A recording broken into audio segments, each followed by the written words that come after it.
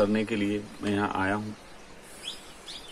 लेकिन ये चश्मा पहने हूँ क्योंकि धूप में हूँ और सनग्लासेस का जो इस्तेमाल है धूप में करना चाहिए, ऐसा डॉक्टर बताते हैं। मैं डॉक्टरों की मानता हूँ। तो बात इस विषय पे करना चाहता हूँ कि मैं जो पैदा हुआ था तो मैं एक हिंदू घर में पैदा हुआ था, लेकिन मैं हिंदू पैदा नहीं हुआ था। मैं हिंदू घर में जरूर था, लेकिन एक हिंदू पैदा नहीं हुआ था।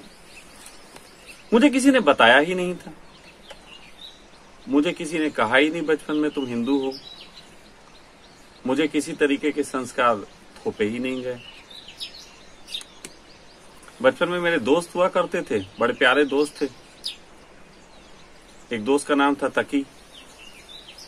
मैं उसके घर में जाके उसकी अम्मी के बनाई हुई रुमाली रोटियां और आलू की सब्जी बड़े शौक से खाया करता था।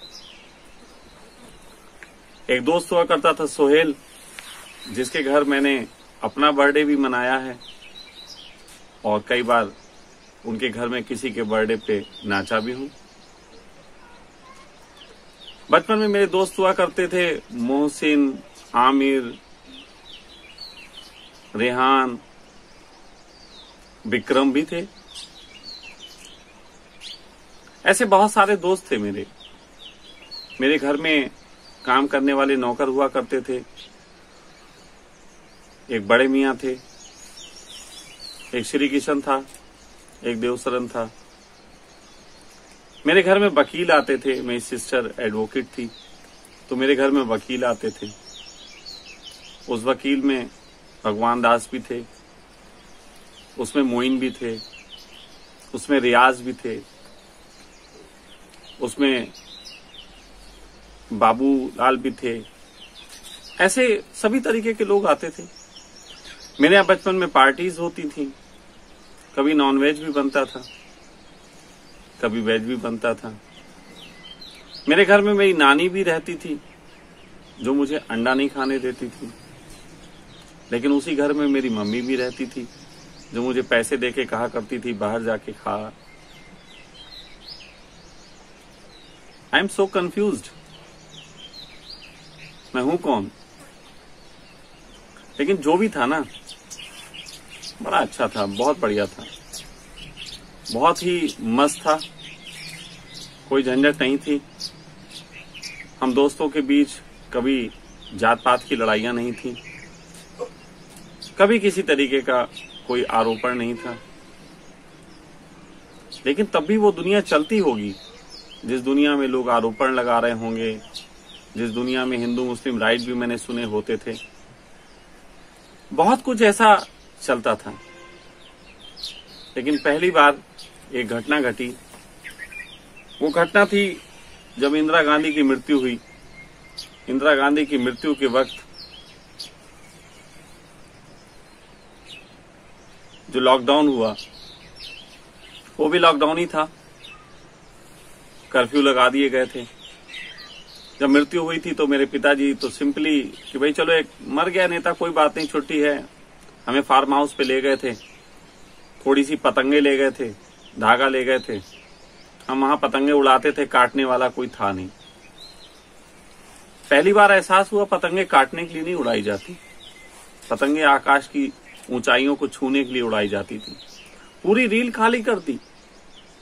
खेत था, आस पड़ोस में कोई पतंग उड़ा नहीं रहा था। पूरी रील खाली हो गई।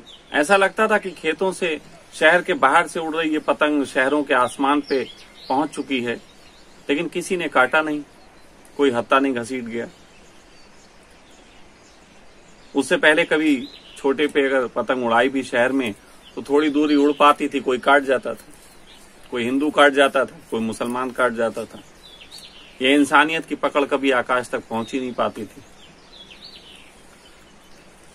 लेकिन उस दिन जब पिताजी वहां से लौटने लगे तो पता लगा शहर में कर्फ्यू लग गया है, दंगे हो गए हैं। तो मेरे पिताजी जैसे तैसे छुप छुपा के हम बच्चों को घर तक लेके आए। और उस घर पे जब आए तो उस दिन शाम को छतों पे मैंने देखा रात को कि हिंदू थालियां बजा रहे हैं। पहली बार मुझे अपने हिंदू होने का एहसास हुआ। वो थाली बजाने का मैंने भी मजा लिया, लेकिन उसी जगह थोड़े से धोबी थे जो मुस्लिम थे। मैंने उन्हें कांपते देखा। मैं उन्हें देखा कि किस तरीके से वो कांप रहे हैं। थोड़ा मजा आ रहा था मुझे, थोड़ा मजा आ रहा था कि हमारी संख्या ज्यादा है। संख्या का तो खेल है, सारा संख्या का खेल। मुझे भी मजा आया और मैंने उस ताली पीटने में और जोर शोर से अपना ध्यान लगाया। दोस्तों, मुझे याद है उस दिन हिंदू के घर में हिंदू पैदा हुआ। उससे पहले नहीं था। उससे पहले जो पैदा हुआ था वो क्या था वो किसी को पता नहीं था। लेकिन उस दिन पहली बार थाली बजाते वक्त हिंदू पैदा हुआ। उसके बाद तो फिर ये खेल चलता रहा। थाली बजाने के साथ साथ मुझे प्रसाद खाने में, कथा का प्रसाद खाने में मजा आने लगा। चरणामृत में मजा आने लगा। हमारे शाहजहांपुर के पास में पीलीभीत से आगे बढ़ते जब जाओ तो वहां पे टनकपुर के आगे एक जगह पड़ती है पूर्णागिरी। पूर्णागिरी जाने का मजा आने लगा। देवी को पूजने का, पहाड़ी पे चढ़ने का। और इवन कि मैं टनकपुर से पैदल जाता था, वो बहुत कष्टकारी होता था। नंगे पैर भी गया हूं, छाले पड़ गए हैं। वो 20-22 किलोमीटर की चढ़ाई, पथरीली पहाड़ियों पे चढ़ना। हिंदू पैदा हो रहा था, डे बाय डे हिंदू बड़ा हो रहा था। बहुत गहराता गया मेरे अंदर का हिंदू। फिर मुझे वो भी दिन याद हैं जब एक लहर चली थी राम मंदिर की। बड़ी लहर थी, बहुत लोग बह गए होंगे। होता है ना, कहीं बड़ी लहर चलती है तो बहुत लोग बह जाते हैं। बड़ी लहर चलती तो ना जाने कितनों की पगड़ियां बह जाती, कितनों की टोपियां बह जाती, कितनों के कच्छे भी बह जाते हैं। मेरा भी बहुत कुछ बहा। उस लहर में मेरे अंदर की इंसानियत बह गई। उस लहर में मेरे अंदर का एक इंसान बह गया। मेरे अंदर का वो शशांक बह गया जिसने तकी के साथ बैठ के उसके घर में उसकी मां के हाथ की रोटियां खाई थी। मैंने भी उस दौर में कुछ मेरे जैसे मैं हिंदू था, ऐसे ही कुछ मुसलमान रहे होंगे अपने अपने घरों में, जिनकी पालन पोषण के दौरान हत्या हुई होगी। वो बच्चे बना दिए गए होंगे मुसलमान। मैंने उनमें से कई मुसलमानों को पीटा।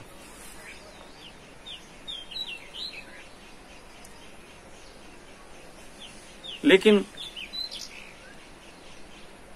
मुझे पता नहीं चला कि मैं कुछ गलत कर रहा हूं, क्योंकि मैं तो धर्म की रक्षा कर रहा था।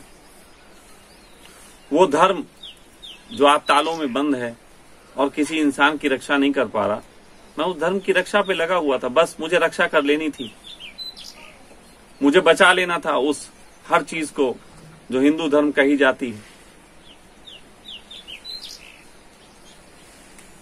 लेकिन फिर एक दिन एक कमाल हुआ।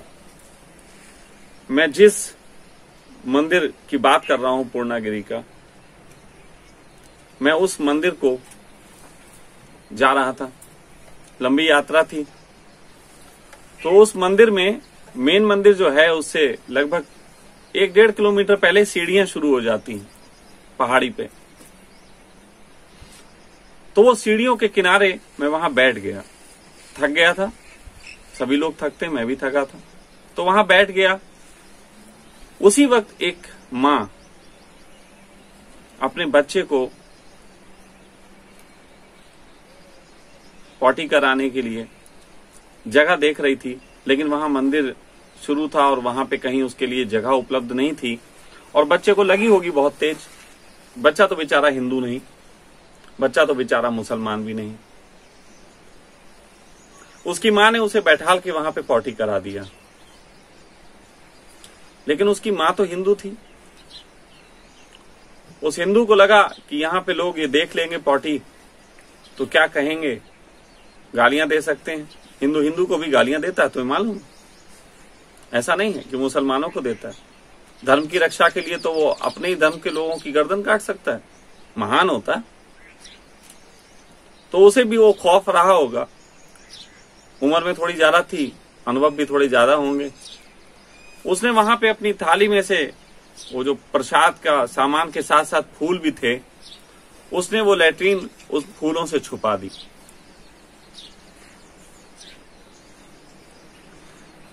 फूलों से जब उसने छुपा दी तो बात मेरे दिल पे थोड़ी सी गुजर गई। हाँ, शायद हिंदू इतना जवान ना रहा होगा कि मैं उस औरत को वहां से नीचे फेंक देता कि तूने पूजा के फूल कैसे चढ़ा दिए, लेकिन मेरे छोटे से मन में, जो हिंदू का मन था, उस पे वो बात छप गई। थोड़ी बुरी लगी।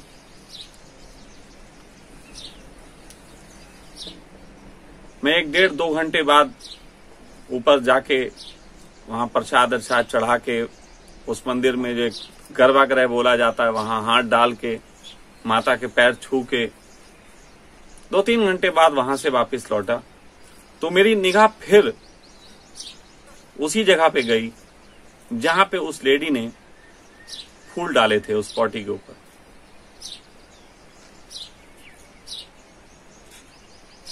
जब मेरी निगाह गई तो मैं हैरान रह गया देख के, वहां फूलों का एक चट्टा लगा हुआ था,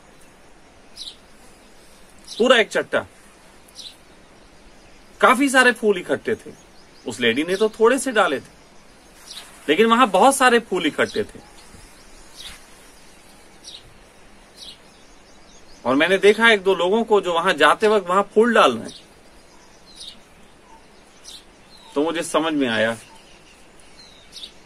कि मामला सारा भेड़चाल का है। और मैंने अपना प्रसाद, जो भी इसको प्रसाद बोलते थे, मैं उसको प्रसाद नहीं मानता आज की तारीख, लेकिन जो भी बोलते थे मैंने वो वहीं उसी वक्त पहाड़ी से फेंक दिया। और मैंने कहा कि इतने साल मैं इतनी मेहनत के बाद जहां पैर छू के आता था, जहां गर्भगृह में हाथ डाल के मैं पैर छूता था, वहां भी तो कोई पॉटी नहीं कर गया था जिसके ऊपर थोड़े से फूल डाल के कुछ लोगों ने मंदिर बन के बैठाल दिए वहां पे। और हजारों लाखों लोग, करोड़ों लोग वहां जाके उस पैर को छूने के लिए पागल हो रखे। आपाधापी मची हुई है, पेड़ों की कटान चल रही, सड़कें बन गई हैं। वहां मैंने सुना है कि अब तो ऊपर तक सड़कें बन गई। कितना नुकसान करके नेचर का तुम अपना धर्म बचा लेते हो, तुमने कभी सोचा? सब अपना धर्म बचाने पे लगे। मैं वहां से बहुत उदास लौटा।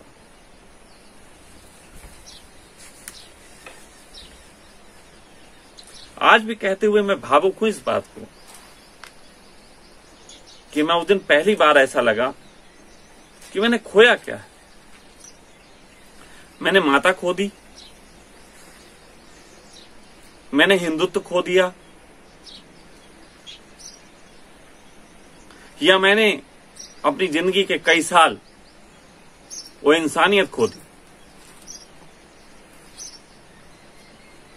क्योंकि ये केवल मेरे साथ नहीं चल रहा था। मेरा दोस्त जो तकी, वो भी कहीं थोड़ा बहुत मुसलमान हो चुका था।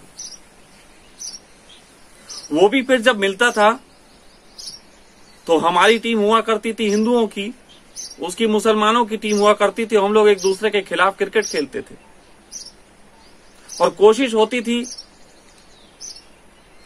कि एक दूसरे को बिल्कुल नीचा दिखा के बहुत बुरी तरीके से हराना है।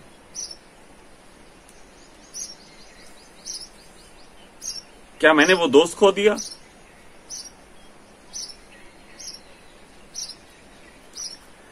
ये बातें मुझे तकलीफ देती थी।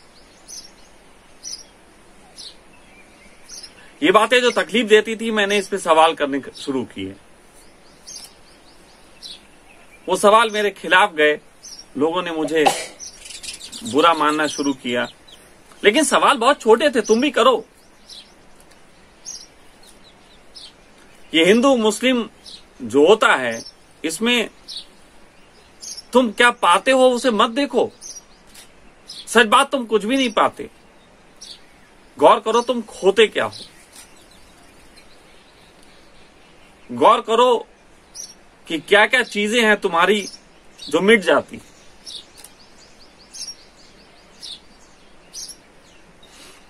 थोड़े थोड़े सवाल थे,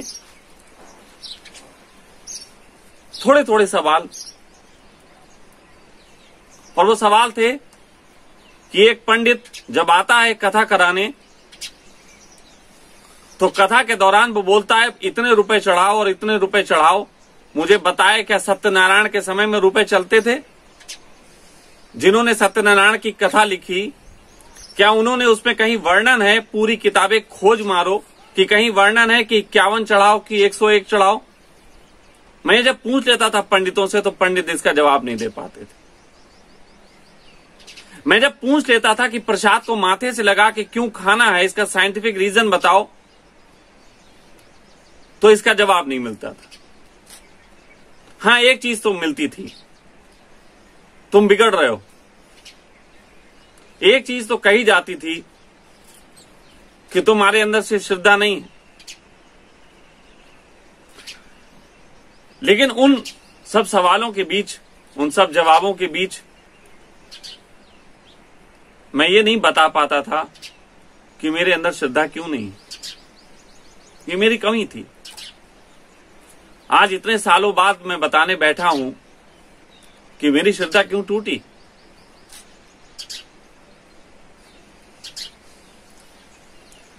फिर इस चीज की खोज ने मुझे बहुत तरीके की चीजों में लगाया। मेरे जीवन में ओशो का, सन्यास का आगमन हुआ। मैंने एक चीज वहां भी देखी। पहले बचपन में हम प्रसाद को मिठाई समझ के खा लेते थे। थोड़े बड़े हुए तो मिठाई को प्रसाद बना के हमें खिलाया गया। बचपन में जब प्रसाद को मिठाई समझ के खाते थे तो बड़ा मजा आता था। मुझे आज भी वो दिन याद है जब हम छोटे थे और हमारे मम्मी पापा हमें ले जाते थे बाबा विश्वनाथ मंदिर घुमाने। तो हमारे मम्मी पापा के बीच एक कंपटीशन होता था वहां, और वो था लट्टू का कंपटीशन। क्योंकि हमारे घर में फर्श नहीं था, मार्बल नहीं पड़ा था। उस मंदिर में अच्छा फर्श था, मार्बल पड़ा था, तो वहां लट्टू घुमाया करते थे। वो लकड़ी वाला लट्टू, वो हमारे मम्मी पापा घुमाते थे। घड़ी देखते थे कौन जीता कौन हारा। भगवान की कोई चर्चा नहीं करते थे हमारे पिताजी। कभी ये नहीं कहा उन्होंने जाओ और उस मंदिर के, उस मूर्ति के पैर छू के आ जाओ। लेकिन वो लड्डू में आनंद आता था, लड्डू घूमते देखने में आनंद आता था। ये भी तो मंदिर था यार,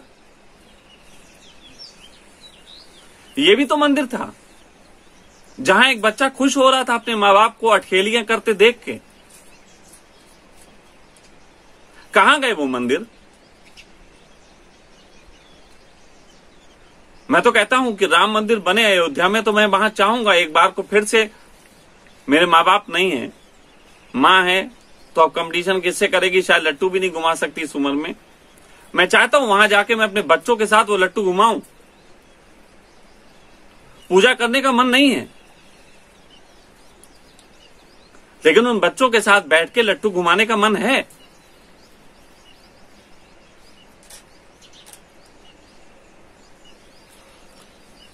तो ओशो में जब आया तो पहले बचपन में पकड़ा करता था प्रसाद को मिठाई के रूप में, फिर थोड़ा बड़ा हुआ तो मिठाई प्रसाद के रूप में, फिर उससे विरक्ति हुई तो अब मुझे डायनेमिक प्रसाद लगने लगा। थोड़ा थोड़ा नया था तो अच्छा लग रहा था, थोड़ा थोड़ा नया था, बहुत अच्छा लग रहा था, बहुत अच्छा लग रहा था कि मजा आ गया। यहाँ पे कोई हिंदू मुस्लिम की बात नहीं कर रहा। लेकिन थोड़े दिनों बाद पता लगा कि मूर्ता है वही की वही मूर्ता है। वहां भी हिंदू की बात चल रही है, मुस्लिम की बात चल रही है, बस पर्दे नए हैं, पर्दे ओशो ओशो हैं। मुझे फिर क्रोध आने लगा, क्योंकि यार मैं अपने बचपने को ढूंढ रहा था। मैं अपने बचपन की उन खुशियों को ढूंढ रहा था जो मुझे परमात्मा ने दी थी और जिसे लेके मैं पैदा हुआ था। मुझसे नहीं पूछा था उसने कि तुम हिंदू के घर जा रहे हो, मुसलमान के घर जा रहे हो। उसने तो मुझे इस दुनिया में भेजा। अब वो औरत जिसके कोख में मैं रहा और पैदा हुआ, वो अगर हिंदू के घर में थी तो इसमें मेरा क्या कसूर? मैं क्यों हिंदू बन जाऊं? मैं क्यों हिंदू बन के किसी मुसलमान को पीटूं? ये मैं क्यों हो जाऊं?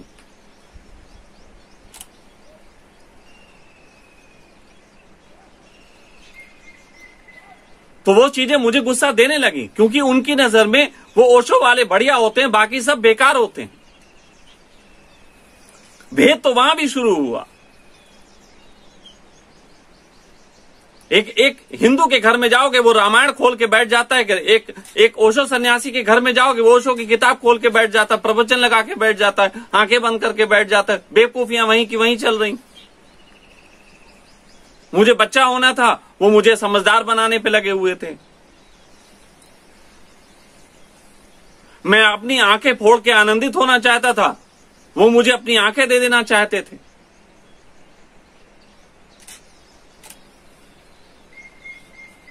यही चीजें बढ़ती रहीं। लेकिन इन चीजों ने मुझे एक और समझ दी, और वो समझ ये थी कि अब कीर्तन में भी मजा लिया जा सकता है, अब सत्यनारायण की कथा में भी मजा लिया जा सकता है, मुसलमान के हलीम में भी मजा लिया जा सकता है, ओशो के डायनेमिक में भी मजा लिया जा सकता है। मुझसे मेरे बच्चे होने का अधिकार ये कैसे छीन सकते हैं? मैं जहां चाहूंगा बच्चा हो जाऊंगा। ये बच्चे होने का अधिकार मुझसे कैसे ले सकते हैं? सिर्फ कोई माला पहना के मुझसे बच्चे होने का अधिकार ले सकता है? कोई मुझे प्रसाद खिला के बच्चे होने का अधिकार ले सकता है? कोई किसी बच्चे से सिर्फ नमाज पढ़ा के उससे बच्चे होने का अधिकार छीन सकता है?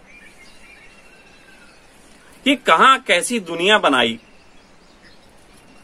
और इसी से आगे बढ़ के मैंने उस वक्त रोजे रखे और मेरे स्वभाव को देख के मेरे आस पड़ोस की स्त्रियां जो किराएदार थी, वो स्त्रियां मुझे अफ्तारी कराती थी, मुझे शाम के भोजन में निमंत्रण देती थी कि तुमने रोजा रखा तो रोजा हमारे यहां खोल लो। तो मुझे पहली बार पता लगा कि ये सब भी बच्चे हैं, ढूंढ रहे हैं कहीं। एक हिंदू घर की औरत भी ढूंढ रही है कि कोई एक बालक मिल जाए जिसके साथ हम फिर से अपना बचपना जी सके। तुम सब भी जितनी मेरी बातें सुन रहे हो, गौर करना, तुम सब बचपने को ढूंढ रहे हो। एक भी नहीं है ऐसा जो बचपने को नहीं ढूंढ रहा हो। लेकिन तुम्हारे निकट के लोग इतने समझदार हैं कि तुम्हें बच्चा नहीं बनाना चाहते। वो तुम्हें हिंदू बनाना चाहते हैं, मुस्लिम बनाना चाहते हैं, ओशो सन्यासी बना देना चाहते हैं, किसी का सन्यासी बना देना चाहते हैं, और अब उससे आगे बढ़ के वो मोदी भक्त बना देना चाहते हैं, पप्पू के गुलाम बना देना चाहते हैं। कुछ ना कुछ तो फिर भी करना चाहते हैं। उन्हें चैन नहीं है, उन्हें बिल्कुल चैन नहीं है इस बात से कि वो इस दुनिया में बच्चे देखें। हर बच्चे को बड़ा करने की ऐसी तैयारी चल रही है कि पूछो मत।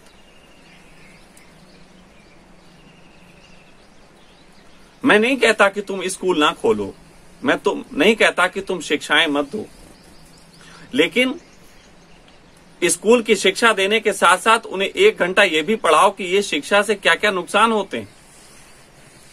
मैं नहीं कहता कि तुम अपने घरों में कथा मत करो, लेकिन कथावाचक से कुछ प्रश्न कथा के बाद तो कम से कम कर लो कि यार ये क्या कर रहे थे पंडित जी, इसका कोई साइंटिफिक रीजन बताओ। मैं तुमसे बिल्कुल नहीं कहता कि तुम अब नमाज पढ़ने लग जाओ।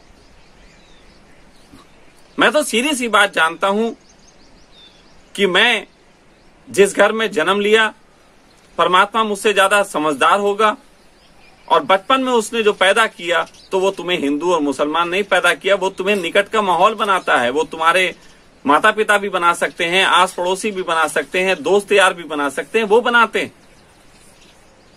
रिस्पेक्ट किसकी करनी है? रिस्पेक्ट करनी है उसकी जिसने तुम्हें पैदा किया। क्या उससे ज्यादा समझदार तुम्हारे दोस्त हैं? क्या उससे ज्यादा समझदार तुम्हारे माता पिता हैं? क्या उससे ज्यादा समझदार इस देश का कोई इंसान हो सकता है जिसने तुम्हें पैदा किया? लेकिन नहीं, हम सोचने की कोशिश भी नहीं करते। हम हमेशा बड़े होने पे लगे हैं और सबको बड़े करने पे लगे हुए हैं।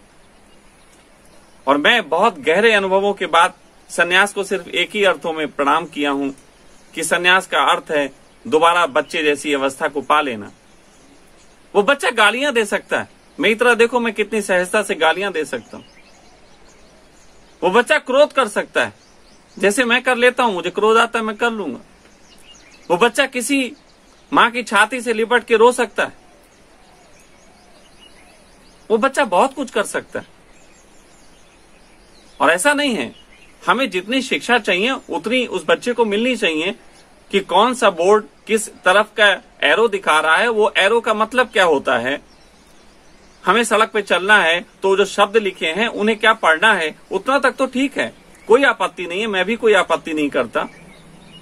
उन्हें जगत में जीने योग्य जितना ज्ञान चाहिए वो दो, लेकिन क्या जगत में जीने योग्य ज्ञान केवल हिंदू और मुसलमान होना हो सकता है, या किसी भी धर्म का होना हो सकता है? आज यहाँ हमारे बीच एक स्वामी जी उपस्थित हैं जिन्होंने अपने बचपन से जीवन जो है गुरुद्वारे में दे डाला, लेकिन कल बैठे शाम को चर्चा करते थे तो बात वही निकल के आई कि गुरुद्वारे ने क्या किया। गुरुद्वारे ने उनको एक योद्धा तो बना दिया, बिना उनसे पूछे कि वो योद्धा बनने के लिए गुरुद्वारे में आए थे कि क्या, वो तो सिर्फ समर्पित हो गए थे उस दिव्य माहौल को देख के, जिस दिव्य माहौल में उन्होंने लोगों को नाचते गाते प्रसाद खाते झुकते देखा होगा। उन्हें कभी नहीं मालूम चला इस बात का कि वो जो इस तरफ जा रहे हैं उन्हें बनाया क्या जाएगा।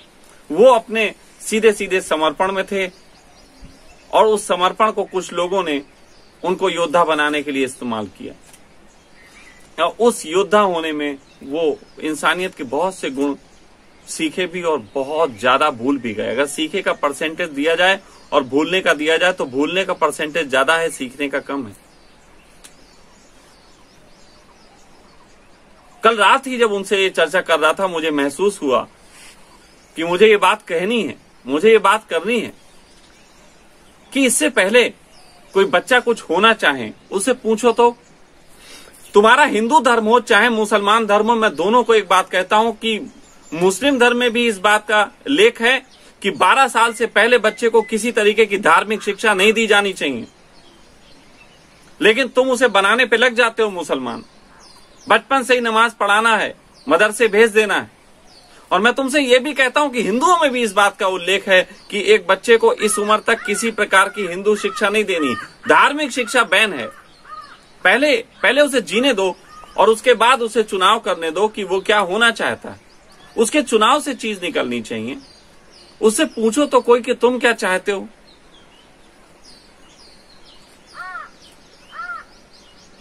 मैं उसके बाद और भी लोगों से मिला जिंदगी में।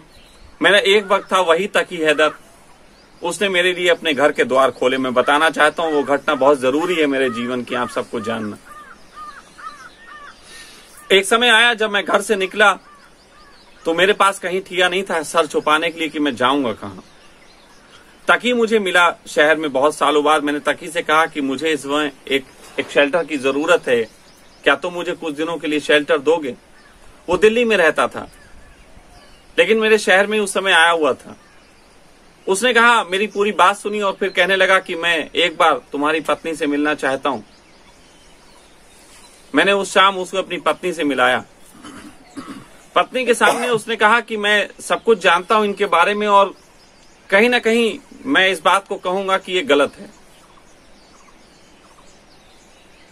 तकी ने कहा कि मैं इस बात को कहूंगा कि शशांक गलत है, लेकिन एक दोस्त ने मुझसे दरवाजा खोलने की मांग की है तो मैं दोस्त के लिए इनकार नहीं करूंगा। क्या ये मुसलमान था? क्या ये हिंदू था? नहीं। तकी ने मेरी मदद हिंदू सोच के और खुद के मुसलमान सोच के नहीं की थी। तकी के अंदर एक इंसानियत का जज्बा था और एक समझ थी कि दोस्तों का कैसा सहयोग करना चाहिए। उसके बाद मैं तकी के यहां 2 महीने मेहमान रहा और तकी की पत्नी ने, मैं रहता था और मेरे साथ एक और लड़की रहती थी, वो ब्राह्मण थी। इसकी वजह से उसने 1.5 महीने तक उनके घर में नॉनवेज नहीं पका। क्या ये मुसलमान थे? क्या ये हिंदू थे? या क्या हम इन्हें इंसान कहेंगे?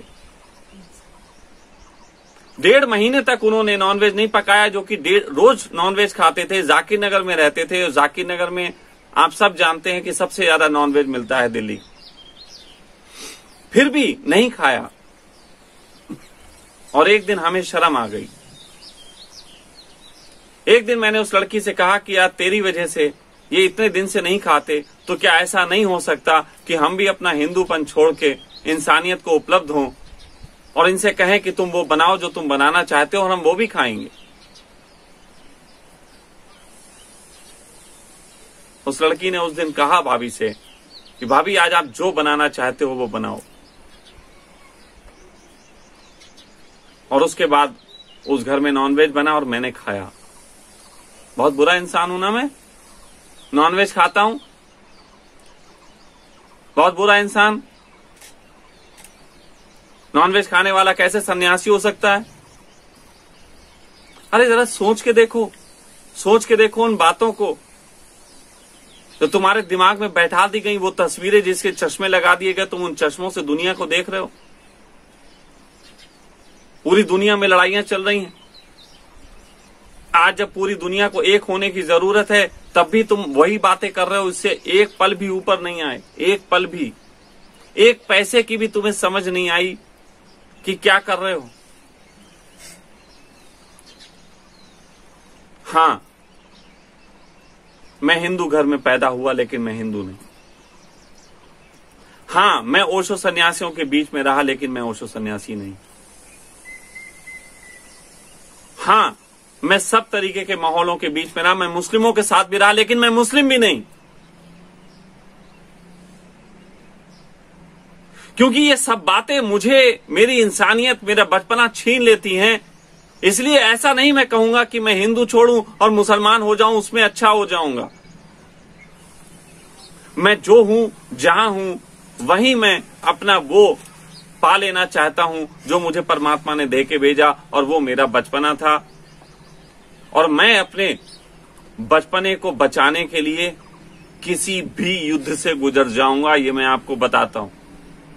मैं एक छोटा सा बालक जरूर हूं, लेकिन जरूरत पड़ेगा तो तुम जैसे बड़ों की गर्दनें काट दूंगा, लेकिन मैं अपनी मासूमियत को खोने नहीं दूंगा।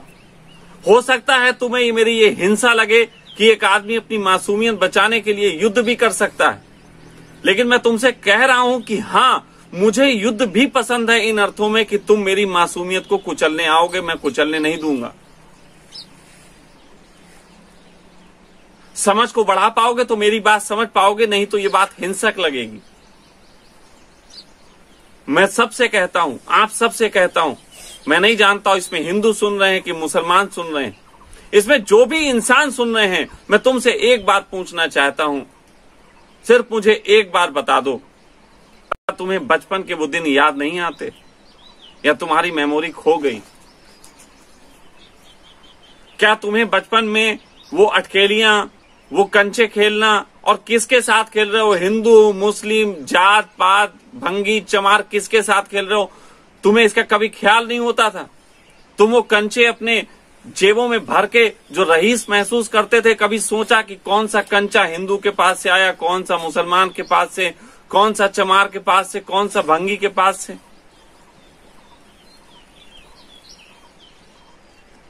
वो रईसी थी। आज तो तुम नोट देख के पकड़ते हो कि किसने कैसा दिया, पकड़ना चाहिए, किसके फल से, ठेले से हमें सब्जी खरीदनी चाहिए, क्या नहीं। क्या कर रहे हो? अपनी रईसी भूल गए, गरीब होने निकल दिए। मैं हाथ जोड़ के विनती करता हूं,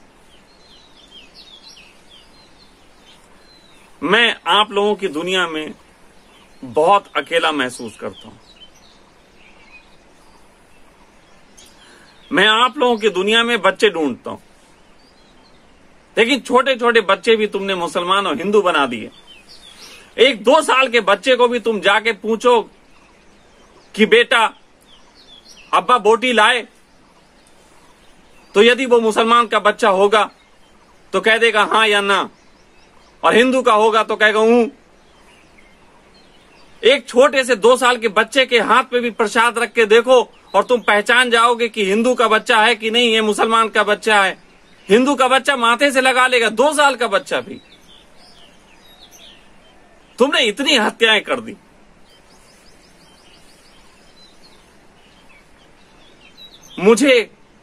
मुझे बहुत तकलीफ होती, मुझे तुम्हारी दुनिया में रह के जीने का मन नहीं करता। इसीलिए एक परिवार, एक आश्रम, एक कम्यून, जो भी नाम दो तुम, सालों नाम देते रहना जिंदगी भर, लेकिन इसीलिए एक छोटी सी जगह बना रहा हूं, किसी के लिए नहीं, अपने लिए। लेकिन यहां भी कोई मादर चोद आ जाता है भोसड़ी का, ओशो बन के इसकी मां को चोदूं तो कोई मत आना यहां पे। यहां कोई भोसड़ी का हिंदू नहीं घुसेगा, ना मुसलमान घुसेगा।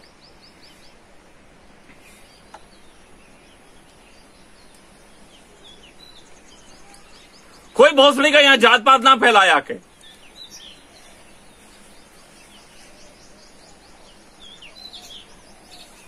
आओ, जिनको बच्चे होने की तलाश है वो आओ।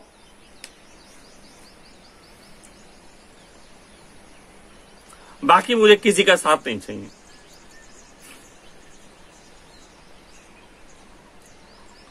इतना ही कहना था। आप लोग सोच लो आपकी दुनिया आप क्या बना रहे हो, खुद सोच लो कि कितना आपके साथ खेला जा रहा है। और दर्द उठते हो तो बात करना, नहीं तो गालियां, तुम लिखने के अधिकारी हो, तुम्हें गालियां ही सिखाई गई हैं और मुझे फर्क नहीं पड़ता।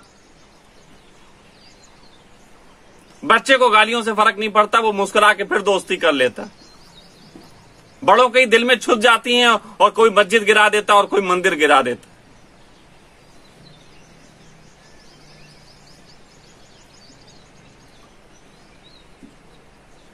तो मैं सिर्फ अपने जैसे बच्चे से बात करना चाहता हूं। मुझे किसी बड़े से बात नहीं करना, ना हिंदू, ना मुसलमान, ना कोई बहुत ज्ञानी, ना अज्ञानी। कुछ भोसड़ी के अपने आप को ज्ञानी इसलिए कहते हैं कि वो कहते हैं हमें अपने अज्ञान का पता है। अरे मादर चोदों, तुम भी साले शीर्षासन करते हुए हरामी हो गए हो। ओशो के जगत में तो सबसे ज्यादा हरामी फैले हुए, मैं तुमसे पहले ही बोल देता हूं।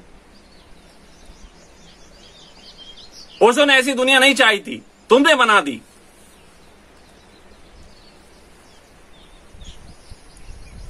तुम हत्यारे हो उसकी देशना के।